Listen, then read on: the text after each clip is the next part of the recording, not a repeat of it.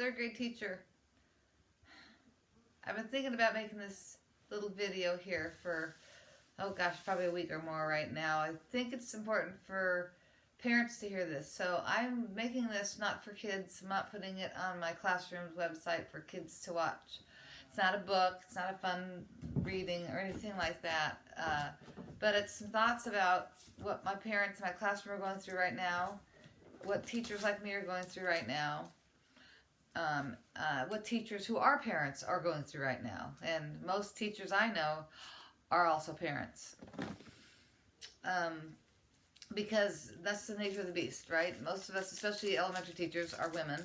So we have our kids and we feel this onus to take care of everybody. And the truth of the matter is, we are somebody too. And so I think it's super important for us to remember that when we're... I'm going to turn my light on here. Not bright enough. There we go. That's better. I think we forget that this is hard stuff we're doing right now. I think a lot of parents have not had to do this homeschool thing. They haven't had to entertain their kids, so to speak. I mean, I think the longer this drags on with this pandemic we're dealing with, the longer we have to discover what we used to do when we were kids that didn't take a computer, that didn't take having to go to someone's house to do, that we have things to do within our grasp that are right, in front of us. So this is not a video for ideas for what to do with your kids. So you can find plenty of that on Pinterest. That's not what this is for. I'm giving you an attaboy right now because you're doing the best you can. If that means sleeping until 10, you're doing the best you can. If that means having to take a time out yourself, you're doing the best you can.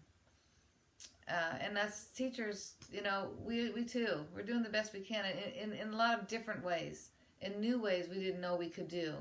And most of us hold ourselves to this standard because we've done this so long. I've done 26 years at this. I learn something new every day, even without my kiddos. I would say my students, but they're my kiddos. I have 3 kids of my own, too, but only one of them is still in public school now, the other 2 at college.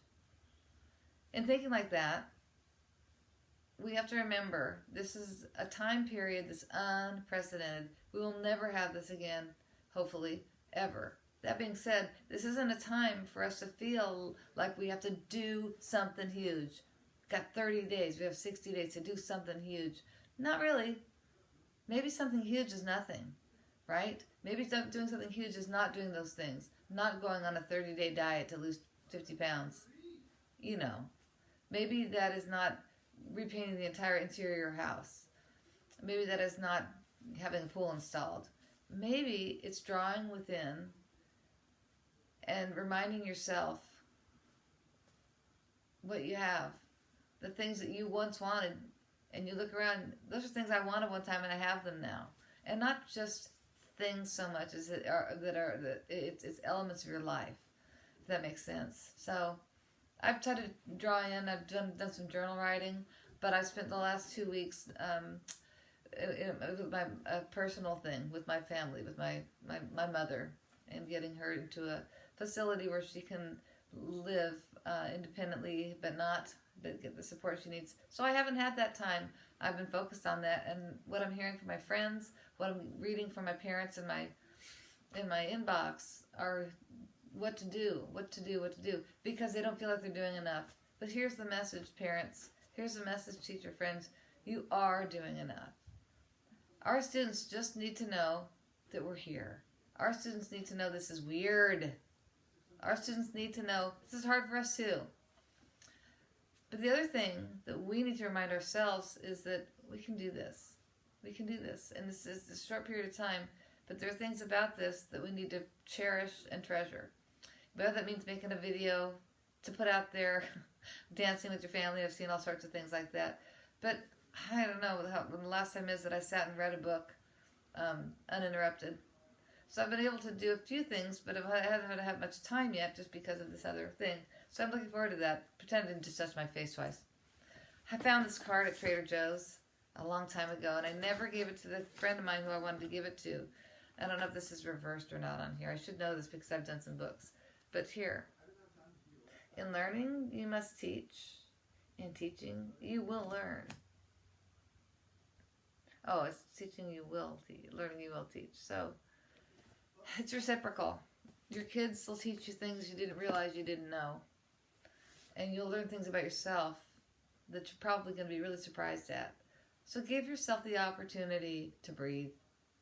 Take a walk. I'm sure a lot of us have done that. Our poor pets are so tired. Our poor dogs. Give yourself the out that says, I didn't do anything today and that's okay.